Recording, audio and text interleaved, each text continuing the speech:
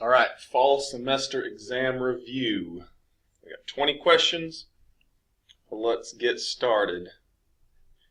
Function consists of only the ordered pairs 7, 2, -2, 9, 4, 14, 5, and 15, -16. What is the domain and range for this situation?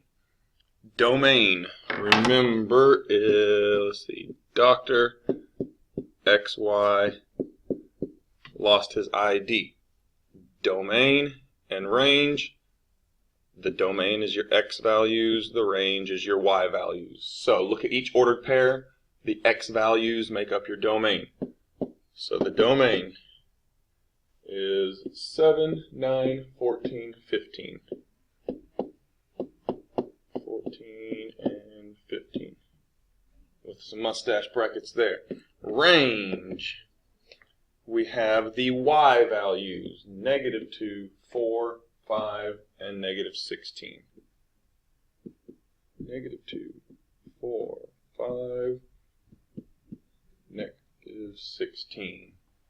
It doesn't ask if it's a function, but look at your X values. None of those repeat. That makes it a function. So there's number 1. Number 2. Clear the ink. Number 2. A senior employee who works 10 hours earns $22.50 more than a junior employee who works 8 hours. The senior employee earns $18 per hour. What is the hourly pay in dollars and cents for the junior employee?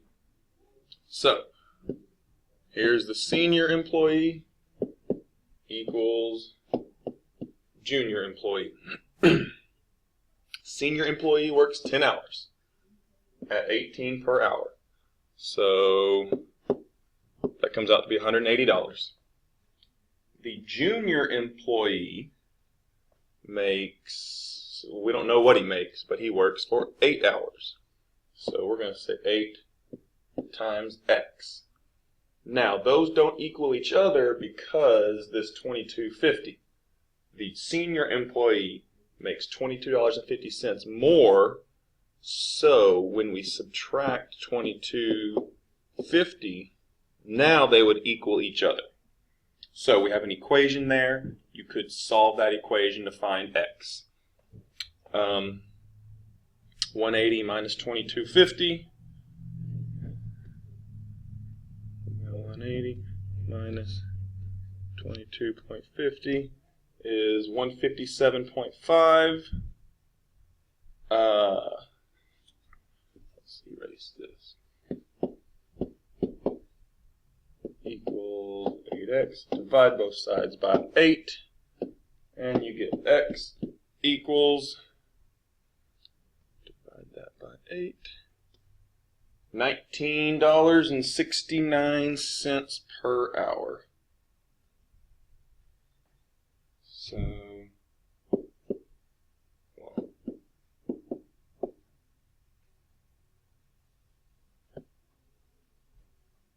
there we go. Hang on. Okay, I paused it. I had to go double check my work. That didn't seem right because the junior employee is making more than the senior, but everything is right. Just a weirdly written problem. Number 3, graph the equation 3x plus 4y equals 16. This is a standard form equation. We need it to be in y equals mx plus b form. The only way to do that is to solve for y. So get y by itself. Start with subtracting 3x from both sides. That leaves us with 4y equals -3x plus 16. Divide both sides by 4. Y equals -3/4 x plus 4. Don't forget to divide both of these numbers by 4. We have y equals mx plus b. Plus 4 is our y-intercept. 1, 2, 3, 4. Start the graph at 4. -3/4 is our slope. That is our rise over run. So we're going to go down 3 and over There's our line right there. Number 4. The function y equals 60 plus 1250x can be used to find the cost y, so y is the cost, of joining your local gym and paying a monthly fee for x months. So x is months. Based on this information, what does the slope represent and what does the y-intercept represent? So I'm going to rewrite this equation with new variables. The cost equals 60 plus 1250 m. Every month I have to pay 1250. That's what that part there is showing me. That's my slope. That's my the coefficient of x. That's my m, the slope. Not m for months, but slope. So the slope is the monthly fee. That's what I have to pay every single month, another $12.50 every month. If I'm a member for 6 months, think of plugging in 6 for months. You got $12.50 times 6. It's $12.50 for every month. Now the 60 over here, that is only happening once. That's a one-time fee. So if we're looking at a gym membership, you might think of that as a sign-up fee or something like that, a registration fee or whatever you would want to call it. Just any kind of one-time fee. So I'll call it a sign-up fee. So the slope is your monthly fee that keeps charging you every month. The y-intercept is a one-time fee, like some kind of sign-up fee. Number 5. Carlos gave the description of a mystery inequality. Ooh, mystery inequality. His description is shown below. The points 0, 2 and 2, 9 lie on the boundary line and are not included in the solution set. But the point 4, 2 is a solution of the inequality. Write an inequality that fits Carlos's description. I'm going to sketch this out first just to get kind of an idea of what I'm looking at. 0, 2 is on the line. 2, 9 is on the line, but are not included in the solution set. Well, that means my line can't be solid. It's got to be a dotted line. The point 4, 2 is a solution. Well, that means that has to be in my shaded area. So that's kind of what my inequality should look like. I need the equation for that now.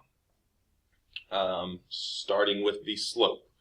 So, slope formula with my 2 ordered pairs. I got y minus y over x minus x. That gives me 7 over 2 is my m. Now b, my y-intercept, I get lucky here. I don't have to do any work for that because they give me my b. It's 0, 2. That means it crosses at 2. So 7 over 2x plus 2 is my equation. I need that to be an inequality. So y is, well, where's my shaded spot? My shaded area is underneath the line. In order to make that point be the solution, which is a less than, the line has to be dotted. That way the 2 points on the boundary are not part of the solution. Since it's dotted, I'm not going to get the equal to underneath it. So there's my inequality right there. To check that, we could plug in x in the 2 ordered pairs. They should not be solutions. Plug in 4 and it will be a solution. That's a good question. I like that problem. Number 6. Which representations show y as a function of x? Circle all that apply. Y as a function of x, that's just the algebra way of saying it is a function. The way we tell if a relation is a function is if the x values do not repeat. So look at your x values here. None of those repeat. Every x goes to 1y. That means this is a function. Circle it. Look at the mapping over here. If I'm looking at -8, it goes to -6 and it goes to 1. Think of the vending machine. If I push the -8 button, what drink are you going to get? Well, you're going to get both. That's broken, not a function. The graph, think of the vertical line test, the spaghetti test. If I run my spaghetti all along that line, do I have any other dots below that I'm missing? No. Okay. If I roll my spaghetti along the line, it will never touch more than one dot at a time. That makes it a function. Yes. List of ordered pairs, check your x values, -6, -2, 4, and 4. 4 repeats. That makes it fail the function test, not a function. So just the two on the left are functions. Number 7. Student Council currently has X dollars in their account. They're going to spend $150 on a bus for a field trip to an amusement park. The remaining money will be used to purchase tickets into the park, which cost $5 each. Write a function to represent the number of tickets that can be purchased. So here is their cost, and here is their, we'll call it budget. This is the money that they have to spend. It says they have X dollars in their account, so that's X. What they're going to have to spend, their cost for this is $150 on a bus and $5 for each ticket. So plus 5. I can't use X here because I'm already using X for the budget, so I'm going to use T for tickets. Write a function, so I'm not using an inequality. I was checking to see if it needs to be a less than, but it just says a function, so it can be an equal sign. So as long as 150 plus 5t equals x, then we're good. There is your equation. Number 8. The maximum number of people in a movie theater, or the theater holds, is 264. School plans on bringing classes of 24 students, so each class has 24 students in it, to see a movie in the theater. The total number of people in the theater is a function of the number of classes in the theater. What is the greatest value in the domain for this situation? First thing I see is a function of. This is there to tell you what your x is and what your y is. Remember, we always talked about how y is a function of x. So y is the people in the theater, x is the number of classes. What is the greatest value in the domain? Domain is your x value. So what this question is asking is, what is the biggest number of classes that can fit in the theater? Well, if I think of this as an equation, I know 264 people can fit in the theater, and there are 24 students per class. So what is my largest number of classes? What's my biggest x that can fit in there? Well, if you solve for x, divide by 24. 264 divided by 24 gives us, what is that, about 10? 11. 264 divided by 24. 11 classes can fit. That is my largest number of classes. That's my biggest domain. So 11 classes. Good question. Number 9. If f of x equals x minus 3 squared plus 4, and g of x equals x to the third power plus 2, find the following function values. F of -2. What this means is you take the f function, so right here, and you plug in -2 to the x value. So -2 minus 3 squared plus 4.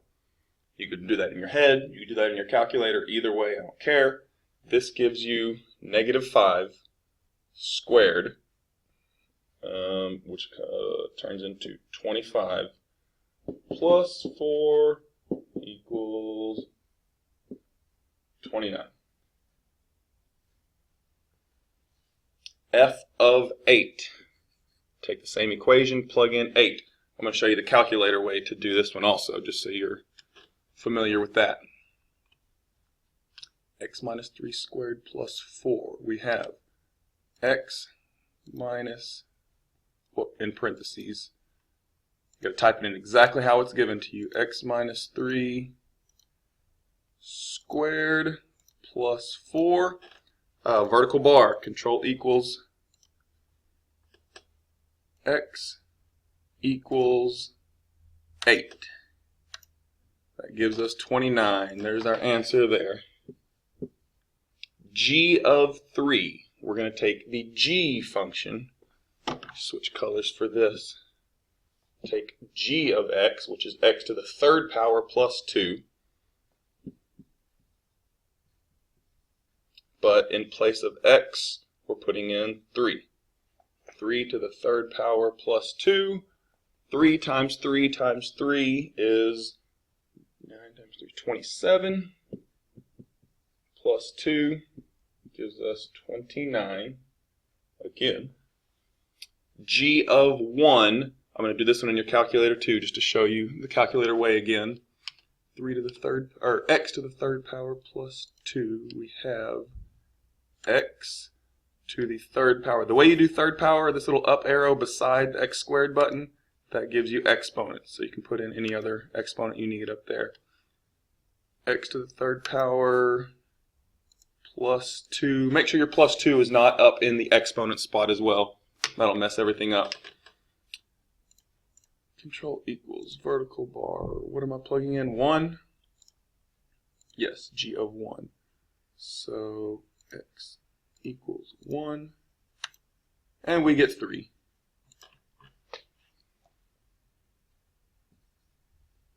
So there's our 4 answers. 29, 29, 29, and 3. Number 10. Halfway done. Almost. Solve the equation P equals 2a plus b for a. We have this equation here. We need it to be solved for a. That means we want it to look like a equals whatever else. I need to get a by itself. So, first thing I need to get rid of is the plus b. Minus b to both sides.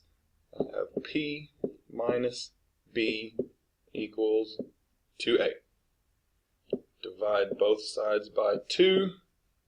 And there's nothing I can simplify on the left side here. This p minus b over 2 is all I can have. So, p minus b over 2 equals a.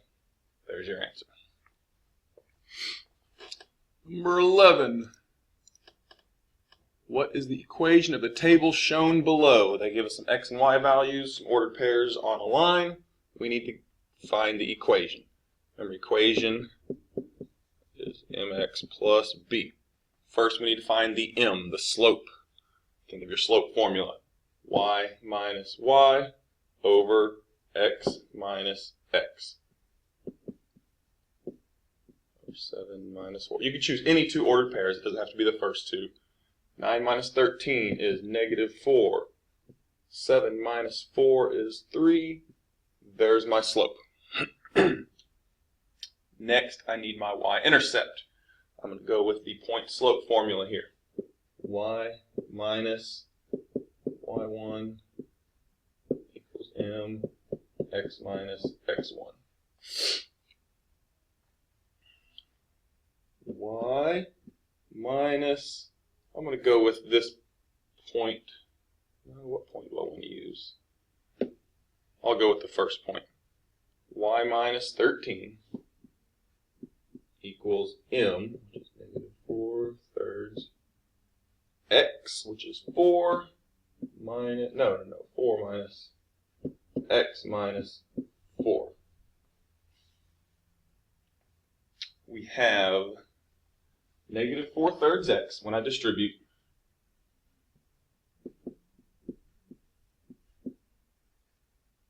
plus, because I have a negative times a negative, that's going to give us a positive. 4/3 times 4 gives me 16/3. I'm okay with you leaving that as a fraction. You could change that to 5.3 repeated if you wanted to. That's okay the way it is. Y minus 13 equals that. I need to get y by itself.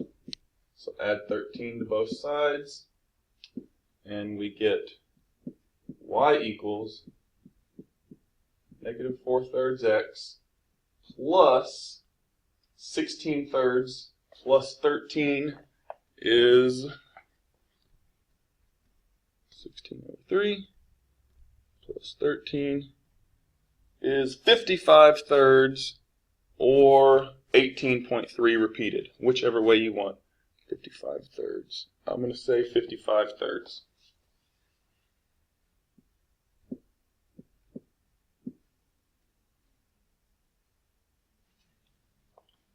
Ugly question. I don't like that one. Number 12. Graph the inequality. Oh, my y. What happened there? There we go. Y equals, what's going wrong here? Let me make sure this is the right problem. Pause. Okay, now we got it. Y is greater than or equal to negative 5/2x plus 1. Something got lost in translation there, copying and pasting here. So we have normal mx plus b here. I know how to graph that on the line. The only thing I need to think of in addition to that is the greater than or equal to. Equal to tells me a solid line. The greater than tells me to shade up above the line. So, plus 1 is my y-intercept right there. Negative 5/2, negative 5/2 is my slope. Negative 5/2 tells me to go down 5/2. 1, 2, 3, 4, 5/2. There is my second dot. Solid line. And we shade up. So there is my inequality. Those are all my solutions. That shaded area up there. Number 13. What is the equation of a line that passes through the point 3, -2 and is perpendicular, very important word, perpendicular, to the line represented by y equals 3/2x minus 4. So I know a point on my line, 3, -2. I know the slope of my line. My slope has to be perpendicular to this line. Well, what is the slope of this line? 3/2. I know a perpendicular slope to that is the opposite reciprocal, which is negative 2/3. That is my slope. So I have a point, I have a slope, point-slope formula. Y minus -2 equals m x minus 3. Point-slope formula here, change. Y plus 2 equals negative 2/3 x. Distribution here. Negative 2/3 times negative 3 is positive, not 3, 2. Oops. Type that in a calculator if you need to. Be careful with your fractions. This is y plus 2, so subtract 2 to both sides, and y equals negative 2/3 x. Plus 2 minus 2 actually cancel out, so there is no y-intercept. We just have that right there. Number 13, number 14 now. What is the x-intercept, y-intercept, and slope of the equation 3x minus 2y equals 8? Two ways you could do this. One by hand, one on the calculator. I'm going to do it both ways. First thing I need to know is what this equation is in slope-intercept form. I need the y equals mx plus b. So I'm going to get the y by itself. Negative 2y equals negative 3x plus 8. Divide by negative 2. Y equals 3 over 2x. 8 divided by negative 2 is minus 4. So here's my slope-intercept version of this. I know my slope is 3 over 2. I know my y-intercept is negative 4. My x-intercept is a little bit more difficult doing it this way. I know the x-intercept, so here's some thought process going on really quick. An x-intercept is a point along the x-axis. So it could be here, it could be here, it could be anywhere. If you think about the ordered pair for any of those points, you can go over some amount, but you cannot go up at all. The y value has to be 0. So a way to find the x-intercept is to plug in 0 for your y value. So if I take the equation, plug in a 0 for my y value, 0 equals 3 over 2x minus 4. Solve for x. Add 4. 4 equals 3 over 2x. The way you cancel out a 3 over 2 times x is to multiply by the reciprocal, 2/3. That cancels out. X equals 2/3 times 4 gives you 8/3, which is 2.6 repeated. You could use either fraction or decimal version. I don't care which one. Your final will be multiple choice, so you should need to know how to go back and forth to both of them. So there are your answers right there. That's working it out by hand. The calculator can do just as good here. Calculator way, you want to graph this equation in standard form. 3x minus 2y equals 8. New calculator page. Or new graph page, sorry. Remember, standard form, you want to delete your equal sign and go to 6, relation. 3x minus 2y, is that right? 3x minus 2y equals 8. Equals 8. Enter. You can see your y-intercept is down negative 4. You can just look there and count. 1, 2, 3, 4. The x-intercept is a decimal there. I'm not sure what it is, so I'm going to trace. Menu, 5, 1, graph trace. That gives us our y-intercept there, negative 4. If you weren't sure, if you weren't confident with counting, it could have been a decimal close to negative 4. That shows us it's negative 4. I need to arrow over to the x-intercept right there, the 0, 2.67 comma 0, that's your x-intercept. The slope is a little bit difficult to do here. The slope you kind of have to do by hand. You could estimate it is a positive slope. It's a little bit higher than 1, so that could give you some strategies on a multiple choice test, what to eliminate. But we got our y-intercept, negative 4, x-intercept, 8/3, or 2.67. Either one, and your m is 3 over 2. Number 15. What value of x makes the equation true? This is just solving a one variable equation.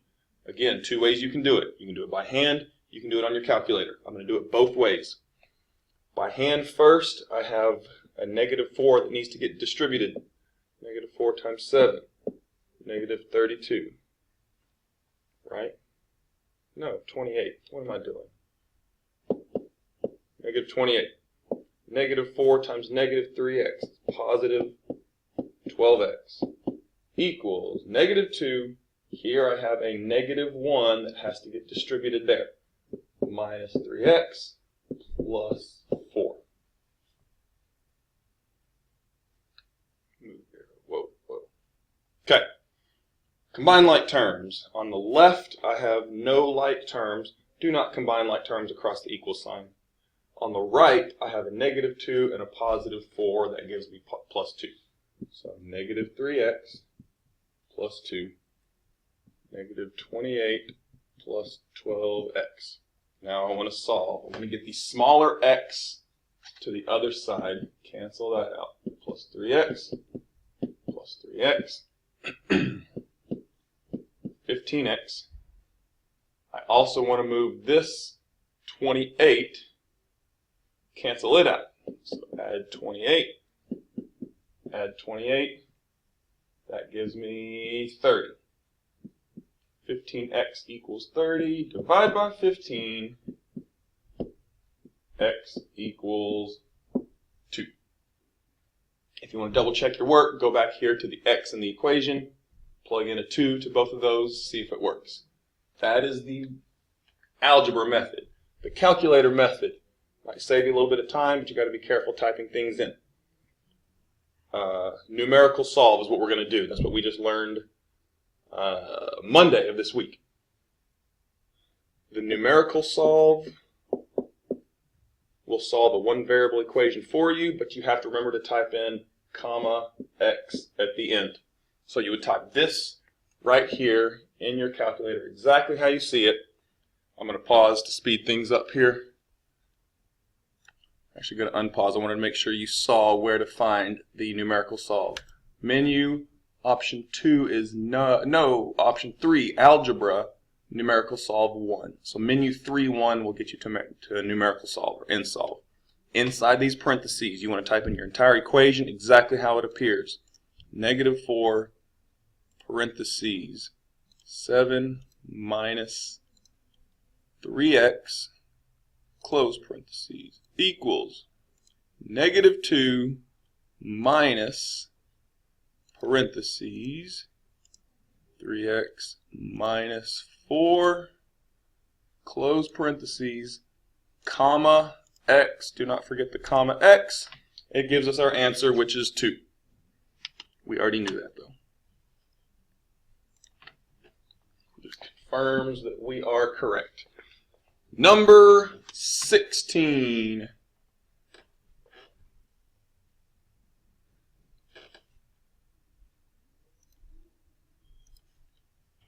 What is the rate of change of the function graphed below?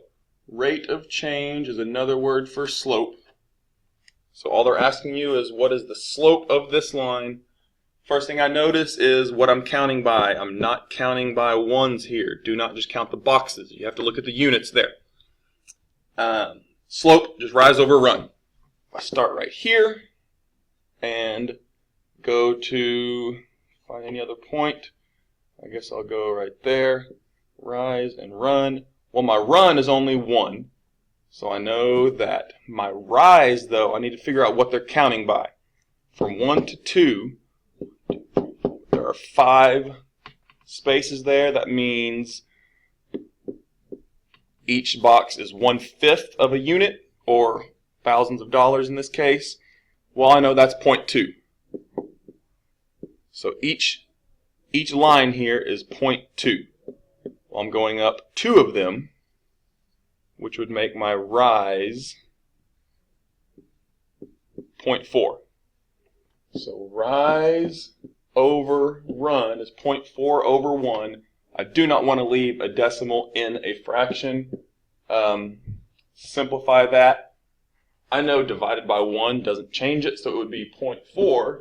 If you wanted to get that as a fraction, divide 0.4 over 1 in your calculator, and you get 0.40. menu number approximate to fraction, and we get 2/5. If it's a multiple choice test, you might need the fraction version, 2/5 there. So 0.4 or 2/5. Either one of those answers is just as good. If we're looking at thousands of dollars, then 0.4 might make more sense in this problem. Number 17, almost done. What is the equation of a line parallel to the x-axis and passes through the point 0, 5? Parallel to the x-axis, that is telling me that it's a horizontal line. That's a y there. Let's see, 0, 5 is right there. So parallel to the x-axis and passes through the point 0, 5. That is my line, the red line right there. I know a horizontal line has a slope of 0, so my mx, this is a 0x plus y-intercept has to be 5. So my equation is 0x plus 5. I don't need the 0x in there, just y equals 5. Number 18, a pattern of dots is shown in the figures below. If the pattern continues, what expression could be used to find the total number of dots in figure N? This is like the nth term problems. The first thing I need to know is how many figures are in each, or how many dots are in each figure. 1, 2, 3, 4, 5, 6, 7, 8. Figure 1 has 8. Figure 2, 1, 2, 3, 4, 5, 6, 7, 8, 9, 10. 1, 2, 3, 4, 5, 6, 7, 8, 9, 10, 11, 12. So it looks like we're going up by 2 each time. So my rate, my slope is 2, 2n. My y-intercept, my plus b, I need to go back to the 0th term, or figure 0. If it's counting by 2's, then I back up one more. That would be 6. So that's my y-intercept. That's the constant. There is my expression 2n plus 6.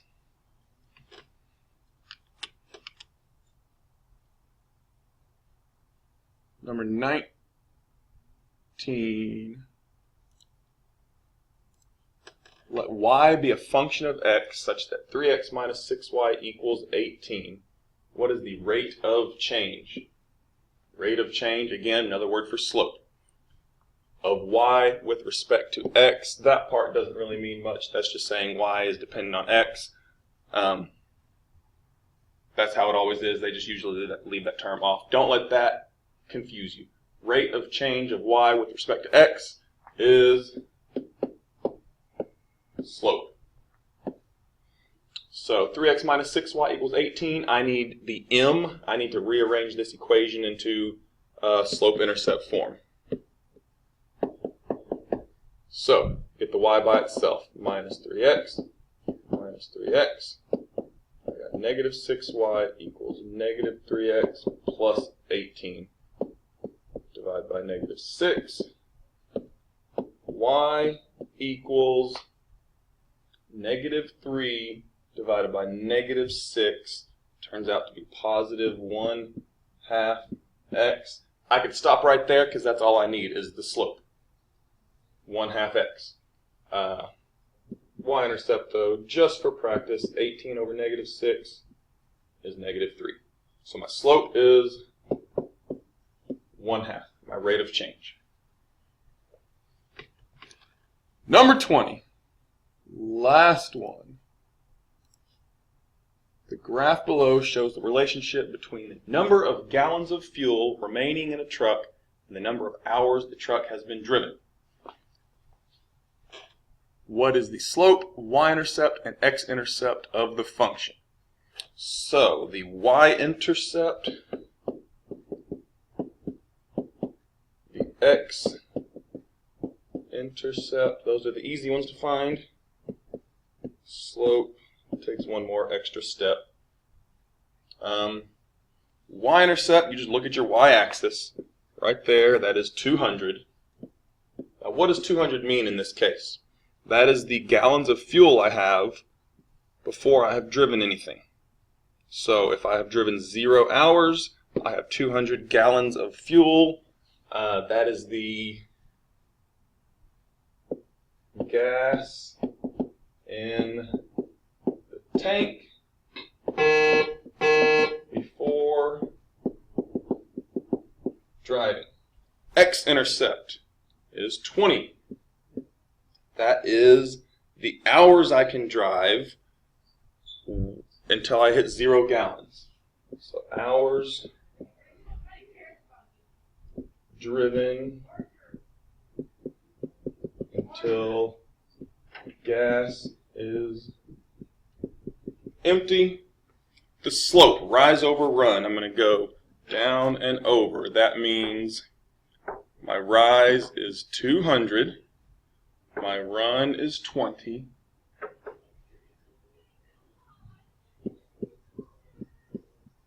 Divide that, you get 10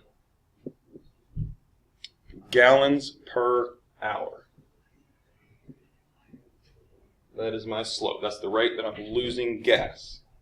So, 3 answers right there. 200, 20, and 10 gallons per hour. That is it. That's all 20. Good luck. I suggest you make sure you practice these problems very thoroughly. You will see them very soon. If you get what I'm saying. I would also go back and practice the Unit 3 pop quiz that I sent to your Google Classroom a while back. Good luck.